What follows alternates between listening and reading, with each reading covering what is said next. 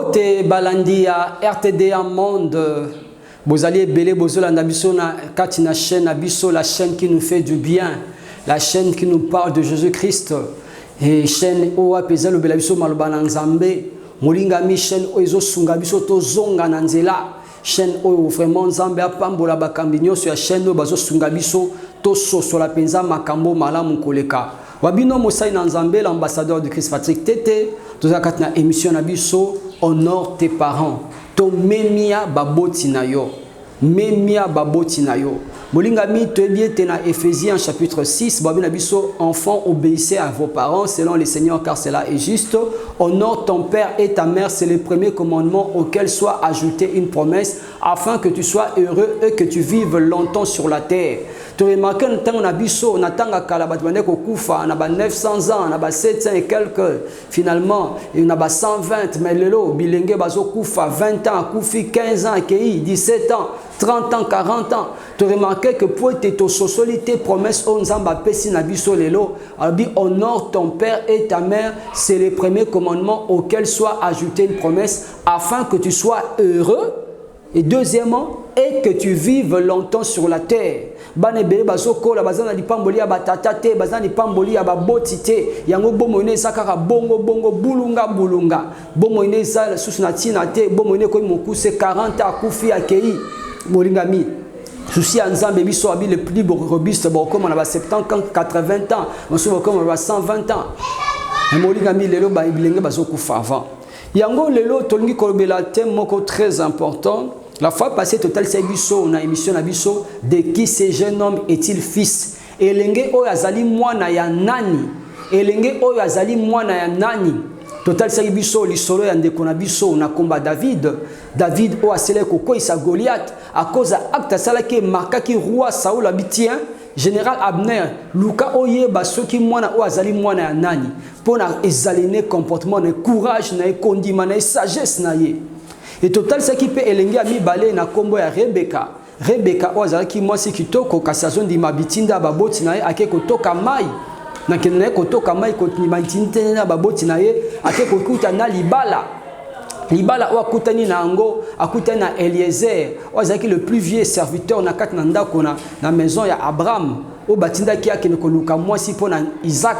Era komia na binzami na koyeba ndeni. Abikaka mwasi oya kopesa nga mai pa kopesa na bapunda na ngama habite ke mwasi obeta rekaraba santaraba korobosaka te habite ke mwasi oya kozala oya tie ba kerli oya tie koto crayon oya tie farouja oya tie mèche 10 paquets te abi me mwasi oya kondima kokabela nga mai pa kokaba mai na bapunda na ngai bakamela na ngai ndebo esalemaki era ekopesa ye mai asengi mai apesi animbi kopesa ne pa na bapunda habite mwasi azali mwana malamu nde asoyote era sisi kopesa mai batunye de qui es-tu fille ozali mwana ya nani pona batuno soko za mwana nani soit ezana bitu mibale soit toyokisi baboti na osoni soit topesi lokumu na baboti na yo parce que bota makambo saba o mwana nani buzoba bokwani to baki la fois passée tanga ki proverbe batel service était un fils sage fait la joie de son père mais un fils insensé fait la honte de sa mère. Ceux qui m'ont agi na classe, ah, c'est mon fils hein, c'est mon fils vraiment. Mais ceux qui m'ont agi na mamabe, Marie-Jeanne, on m'a dit moi na yo. To baki était de qui ce jeune homme est-il fils. Mais l'autre il te posé les kamora motuya, toujours metu na bino.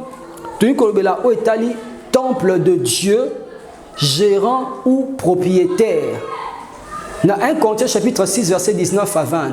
Tozo fungola na 4 émissions na biso to komba pe na kolanda koyamba bilenge mosusu o ba opesa biso point de vue na bango na o etali thème o tozo lobela lelo tozo poser ba base. Molinga bina 1 Corinthiens chapitre 6 totangi à partir à 15e verset totanga o mokanda na nzambe so ebela biso wana 1 Corinthiens chapitre 6 totangi à partir à 15e verset. Ne savez-vous pas que vos corps sont des membres de Christ? Prendrais-je les membres de Christ pour en faire les membres d'une prostituée? Loin de là. Ne savez-vous pas que celui qui s'attache à la prostituée est un seul corps avec elle? Car est-il dit, les deux deviendront une seule chair.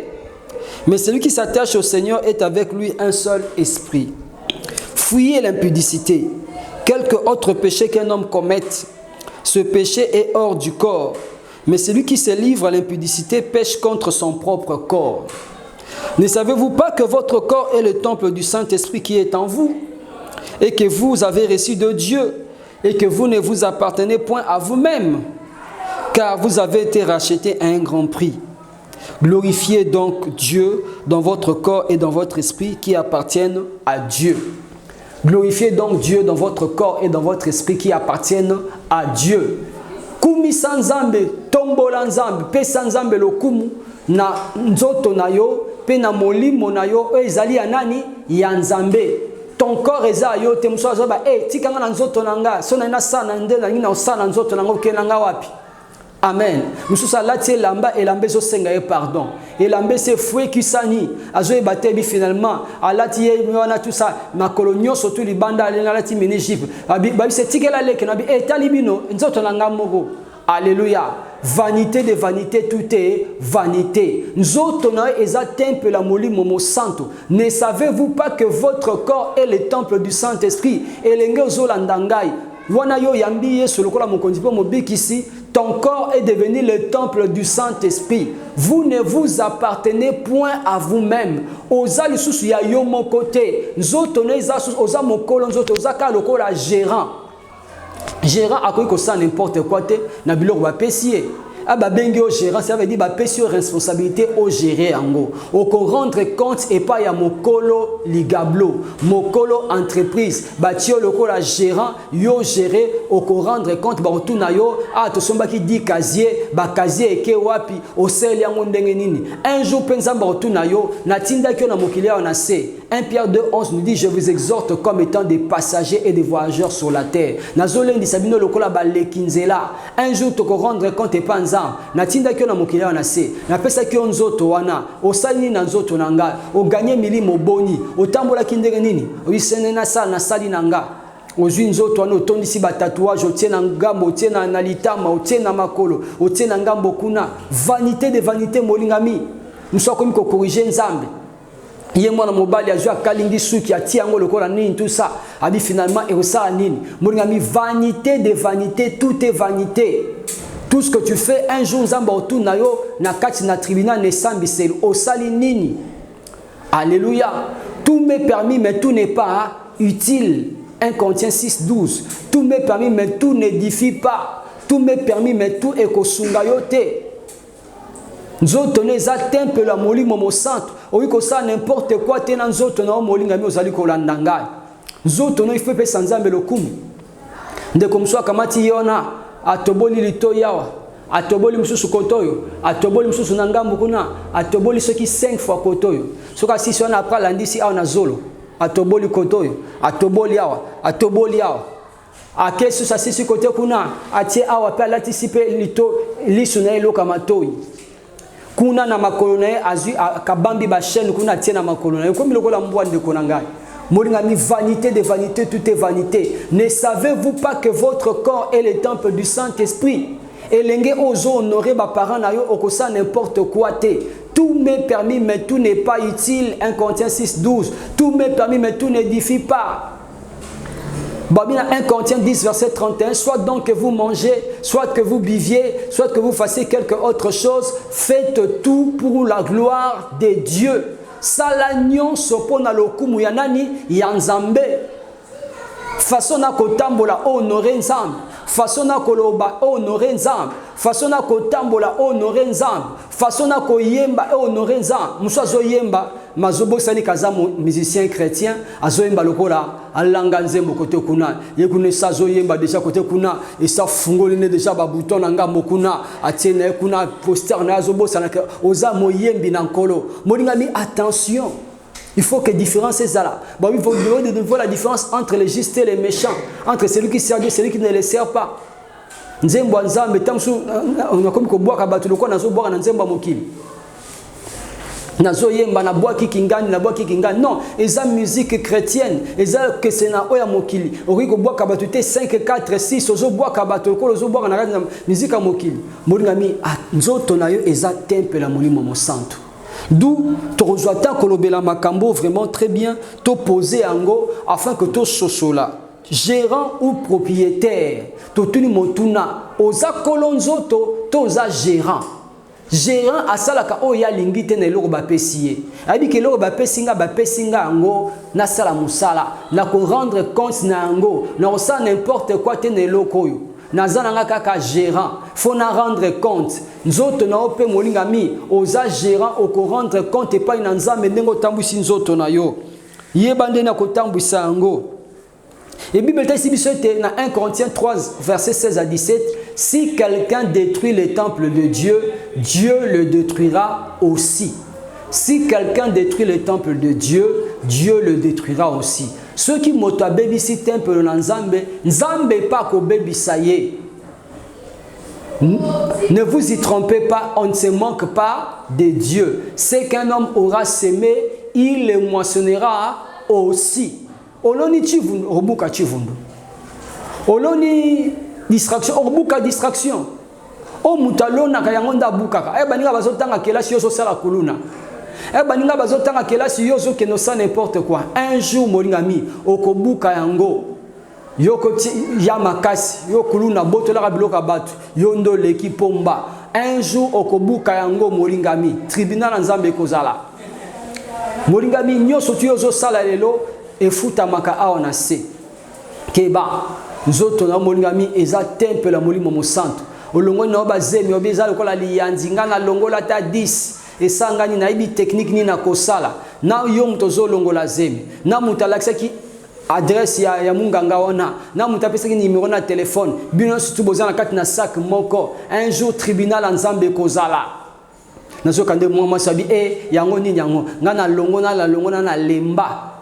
Amina e osangani na ibike zango ba jemu ke na ibne na sango lokola liyandi tie ndeko na ngai nzoto leza temple na nzambe oko rendre compte na makilozo sopa makila banane zo ganga na gikola mitu na yo tribunal nzambe kozala elenge keba na kotambola mabe vanité de vanité tout est vanité yango molingami tozwa tant na 4 émission oyo yako yamba penza bilenge toyoka ba point de vue na bango po ete lolenge malamu susu ya kosunga bilenge ezali kolobisa bango oyo nini eza na kati ya mutu na bango moko na moko apesi point de vue na ye tokoyamba bilenge mosusu moko na moko apesi position na ye par rapport à thème oyo tokochoisir esima nango toyeba kosala débat et nasuka nango topesi conclusion à la lumière de la parole de Dieu pour te bilenge ba mi sosola ba e banani bango bazali bilenge bele bazo bunga nzela bilenge bele bazo kota na n'importe quoi tam susu coaching eza malamu te muzo mona papa muso ba mwana nazo bina bazu ba kamati skuza batie ba bina azo bina kuna balati seri puta ale bina azobina nzemba mokili papa azobeta maboko mwana nga bina ka bien mwana penza bina ka molingami wapi honneur wapi lokumu lobi mwana ona ake danseuse na mokili lobi mwana ona akoti na kati ya makambo n'importe quoi parce que yo papa yo mama orienta ki mwana ndenge moko malamu te parce que yo mama yo papa osunga ki mwana te akota na nzela moko ya malamu donc émission oyo tolingi vraiment toyeba kosunga afin que tous les jeunes modèles, tous les jeunes au baby identité na bango. Et puis vous parents n'irritez pas vos enfants. Vous éduquez bango na ndenge ya kosunga bango balanda comportement malam. Ba maman toza na responsabilité mon nene. Babi éduquer une femme c'est éduquer une nation. Bisonde to pesa kabana ba première éducation. Bisonde to laksara moi na ndenge ya komela libele. Bisonde tolakisaka mwana tomemaka mwana tolakisaka mwana les premiers comportements les premiers alphabets mamanda la kisaka yango alors yo elenge moi si tu es appelé à être mère demain si tu ne sais pas te comporter aujourd'hui quel genre de mère seras-tu yango molingami nzamba sunga biso na 4 émission oyo nous voulons réveiller une personne en train de dormir mutumoko ala mukana pongi na ye abima na kati na distraction elenge molingami elenge la mukana pongi na yo vanité de vanité tout est vanité vanité de vanité tout est vanité molingami kovanda kimia to ko exemplaire eza kozala yumate kozala exemplaire eza kozala yumate eza teke ba moneli yo mieux faut la kisaka ba batuke nga pe naza nga pe na leki bango nga pe na sara ba jantas na ngai molingami nzamba sala biso grâce oyeba nani ozali oyeba identité na yo Alléluia. Tozwata ko la biso na kati na émission oyo to partager prochainement de to bina biso été ba différents thèmes de tozo annoncer na bino zo déjà temps ko yeba ko décortiquer ensemble. Est-ce que c'est possible qu'un garçon et une fille soient des amis, des camarades? Possibilité d'une amitié entre garçons et filles. Est-ce que c'est possible que moi sina mobali base la paix baninga des bons amis, des bons camarades? Est-ce que cela est possible? Na mukina biso alelo ils ont mis tout na oyo habitué ba décortiquer ensemble et le mona bandeko afin que ba pesa pe position na bango pe bino pe botinde la biso mituna na bino botibo pe ça va point de vue na bino bozola na biso na etandoike. Tu peux envoyer son message na numéro affiché au bas de l'écran. Et soit tu peux encore nous appeler à plus 243 81 030 65 47. Plus 243 81 030 65 47. Alors, comme nous avons des questions telles que possibilité d'une relation entre garçons et filles. Est-ce que c'est possible que moi, je suis des bons amis? Autant lobby comme et tout ça. Parce que le sokotika moi, je suis finalement, tout proche, ensemble. Makang, baza na kati salibal, baza na kati na impudicité. Et tout les relations sexuelles dans le mariage. Les relations sexuelles avant le mariage, est-ce une opportunité ou une malédiction? Une opportunité ou une malédiction? Alors, motuna na mi ba to diko tuna yo molingami, na ndieto ozo attendre bana déjà ko décortiquer yango peut ozonga la biso na prochaine émission afin que tozo attendre ko répondre na mituna oyo peut ka point de vue ya bilenge banza ndinga ndinga na biso. Kene déjà ko sosola par rapport na ngo possibilité d'une camaraderie entre garçons et filles. Est-ce que c'est possible que moi sina mobali bazala baninga baninga mona ndenga malamu pe ba se respecter o ebike o aza moninga nanga o paza moninga nanga? C'est possible? Si c'est possible, dans quelle mesure? Alors, tout cela, pesa ba position na yo. Puis deuxièmement, tobi susu, les relations sexuelles avant le mariage. Est-ce une opportunité ou une malédiction? Kosangi sanzoto yambolibala et salema. Est-ce que eza opportunité to eza elakelimabe? Nango molinga mi ozolandanga pe sa point de vue na yo. Tindela biso mituna, ensemble nous allons réfléchir et nous allons revenir à la lumière de la parole de Dieu pour notre malobananza bezolo bela biso nini. Que dit la parole de Dieu par rapport ya makambo oyo mibale? Zamba sala biso grâce molingami po telelo bilenge ebele to koti na kati na distraction.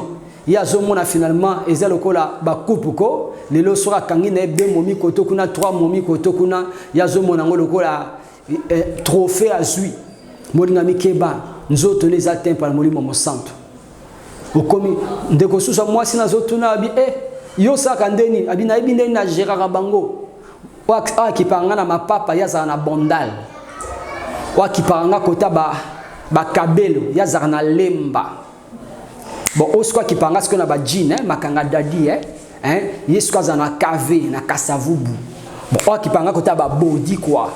Mon ba body a bien ona ba body a kitoko wana ba body a bien yauta na bambu yauta na muso bimisa nga côté kuna bosko kipango ta ba crayon de beauté ba ni tout ça ou te ba soin nanga yaza na gombe.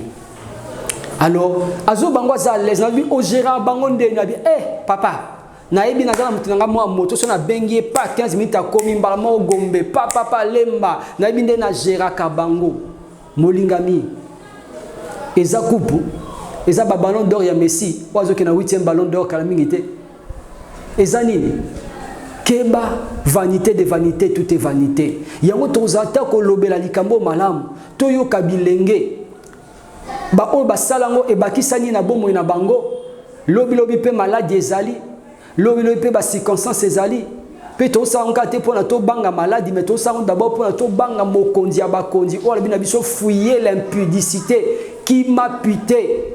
Ceux qui n'ont pas balité, molingami, kosangisa nzoto na yo te na moto songolo pakala. Na kutana ndeko mo bisinga te il faut na ninga kina mekana na yeba soki abota kato abota kate. Molingami ezali sumo eza mabe.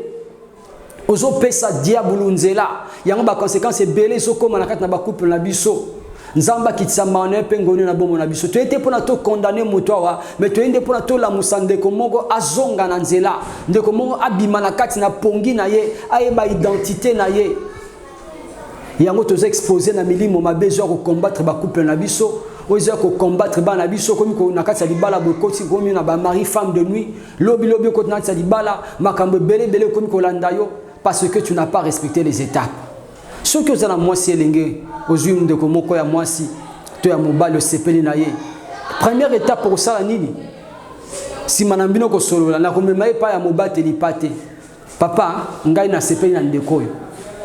Ah bon, mobali lipate ko pesa bino toli. Tala nde sengeli botambola.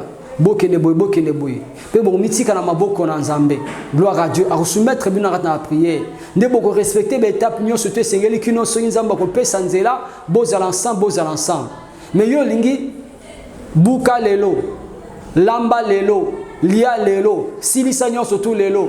Molingami kaka lelo okomi na moninga na yonde ko mwasi kaka lelo lobi kuna bakuti bino na Cosmos bozo mela masanga lobi kuna boke na hôtel ya tete Kazai lobi kuna bokomi na sika mo songolo molingami à quoi bon muto yebi kaka lobi kuna 1 mois 6 mois opesi nzoto na yo après lobi kuna soisa guitar bi finalement tala en émission na yoka sonité pour na belabino makambu to ngi bilenge ba sosola makamba ye banani ya bango après bia ate yesi na lembi nanga nazo moto mususu yo mone onkaka nini biloka kolia na meki mungwa après na ba soza na mungo to za na mungwa te molinga ni vanité de vanité tout est vanité.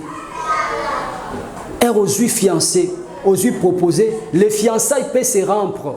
Le fiançailles n'est pas une exactitude du mariage. Ce n'est pas une assurance dans le mariage. Le bilobino ko zana fiancé, mais le bikono na moni kete nga comportement na ngana ye e ko simba te na tiki ezali sumuté. Le fiançailles peut se rompre.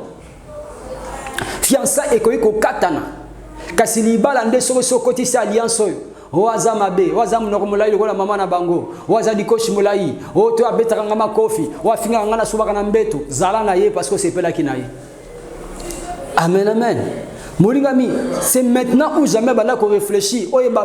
Oza Marie-Jeanne, eza Françoise, eza Tété, to eza nani. Si konde bala ko réfléchir. Ori ko rompre fiançailles sur mon eza clarté, mutarotuna azate. Mais sur ce côté ici alliance au papa Bolibino qu'on a salibala, Bolingami, au baké eza yete, tikala naye, zala naye puisque c'est pas là qui naye. Alors le couple est belé et comme il y a un problème, même si il n'y a pas de Nzambe, ba problème est commis et belé, n'a comme la femme dans les ministères, moi si à l'automo, moi si à côté à té, moi si à le bata versé té, à tout ça y a bika ba crayon, à bika ba tir libre ba phare rouge, là que nous le moi si à ministère, hein, pasteur, obimi nanzela, yango mon ba conséquence c'est comme belé, bien n'oublie pas la femme de ta jeunesse. C'est maintenant qu'il faut une décision au Yéba. Ceux qui font na moi si autona qui na été. D'où aux la précédé tika coaching ba coacher yo. Mi se soumettre na maboko ya basai na Nzambe ba pesa otoli elenge. Elenge zo kanga tika koboma temple na Nzambe. Nzoto neza temple la molimo mo centre. Wana zo sangisa nzoto avant le mariage, ozo détruire nzoto na yo, ozo fungola ba porte pour te milimo mabe ekota. Aux offres la mabelle, comme mari de nuit, femme de nuit, aux a satisfait dans le mariage. Pourquoi? Parce que au moment banda qui m'a bé. Nzamba salabiso grâce bilingue. Nzamba salabiso ngolu. Tozata ko fungola penza makamboyo. De te pesibino rendez-vous. Vraiment, besoin déjà rendez-vous na biso très prochainement la bémission na biso. Totambu sa penza micro na biso ko yamba bilingue. Au baropé sa biso position na bango par rapport à les camboyo, les relations sexuelles avant le mariage. C'est une opportunité ou bien c'est une malédiction. Soit bien, yemoka yakina sa nini. Amina. Oya Joseph fait yakide. Ndekwana yaki. Moi c'est à Potiphar aye. Yekuta ye komitika. Joseph na lingio mingi. Moi c'est à Potiphar oazoya yemore pas Joseph. Joseph na lingio alukie na ndenge nyonso ta zozoyete. Mais comment kita moka zo ki opportunité mo ba se retrouver à dia kangie na nzoto. Joseph akima tikana elamba mwela. Joseph akimi. Parce que bike na ko sala yango te fona honorer Nzambe na ngai.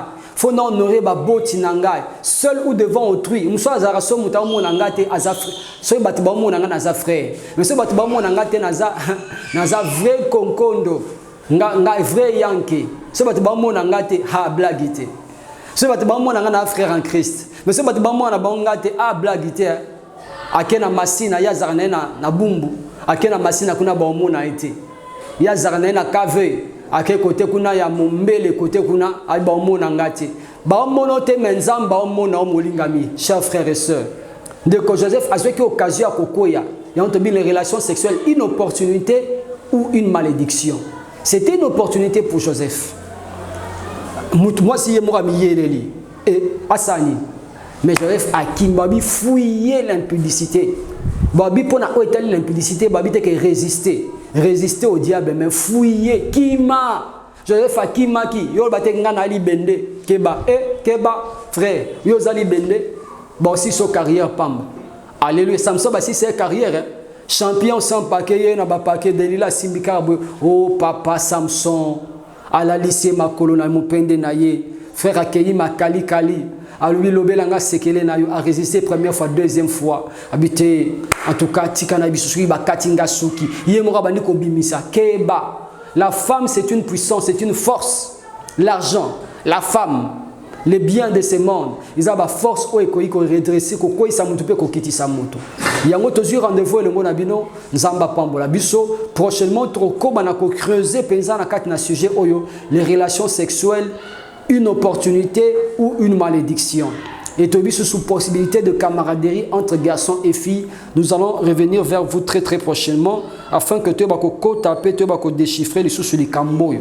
Nzambe apambola biso molinga miyo mututi ko landanga mokola lelo azong saya mingi na kombo na Yesu Masia le souhait na biso ezati na kati na émission oyo tozongi saba jeune na nzela jeune ayeba identité na ye jeune ayeba nani ya zali tout m'est permis mais tout n'est pas utile jeune moro ala mukana pongi na ye à comprendre que na bengami kozala tempelo na nzambe na bengami kopesa lokumu na nzambe ne lobeli nanga ne tamboli nanga ne lieleli nanga pe na makambo nyonso tu na kosala na yeba ko honorer nzambe nzambe na 1 Samuel chapitre 2 verset 30 j'honorerai celui qui m'honorera na kopesa lokumu na ba oba kopesa nga pe lokumu. Dieu résiste aux orgueilleux et traite les hommes avec bonté. Et aux autres, ils apprennent tende tokomi lelo na chambre na yo, ils apprennent lelo tokomi na salon na yo, tokomi na yo na esika na mosala lelo, place ozali kolanda biso, nzambe nda azali ko beta na motema na yo. Yo pena no bongoli motema te, ozana kati na makambo pambala na ko biso moninga mi pesa bo monepa na Yesu Masia. Abina Apocalypse 3:20 je me tiens à la porte et je frappe. Si quelqu'un entend ma voix et m'ouvre la porte, j'entrerai chez lui, je souperai avec lui et lui avec moi. Apocalypse chapitre 3 verset 20. Lelo nzambe nda zo belo na nzela matea oyo. Yo muto yambi Yesu Masia te nangina sambela na yo molingami po ete makamune sotozo mona za pamba esiko zali nangina suki sana yo opesa bomone pa na Yesu Masia. Elle dit aujourd'hui si vous entendez sa voix n'endurcissez pas vos cœurs. Yango sambele lengo langai loba kolo Yesu na yoki maloba na yo na sosoli ete na za moto na masumu na yango na zui décision na fungoli motema na ngai na yambio na bomo inanga lokola mokonzi na ngai pe mobikisi na ngai uta lelo kolo Yesu na sakoli na monoko na ngai Yesu Kristu oza mokonzi na ngai oza mobikisi na ngai pe na ndimi na motema na ngai Nzambe tata asekwisaki Yesu kati na bakufi lelo nabikisami na kombo na Yesu amen. Ndenge Yesu abaki na mundu yibi wana aujourd'hui tu seras avec moi dans le paradis kaka wana yo pesi bomone pa na Yesu na molimo mbala moko tu es devenu la transformation tu es devenu un enfant de Dieu si kete malaba nzambe je sika na vie na yo afin que ba kopesa Yesu na lokumu to kozongela bino na kati na émission na biso prochainement na kati na continuité un programme na biso oyo to bi honore tes parents et de continuer à décortiquer la question oyo possibilité d'une camaraderie entre garçons et filles, les relations sexuelles avant le mariage, une opportunité ou une malédiction. Nzambe apambola bino, vraiment comme la biso na numéro oyo na bas de l'écran.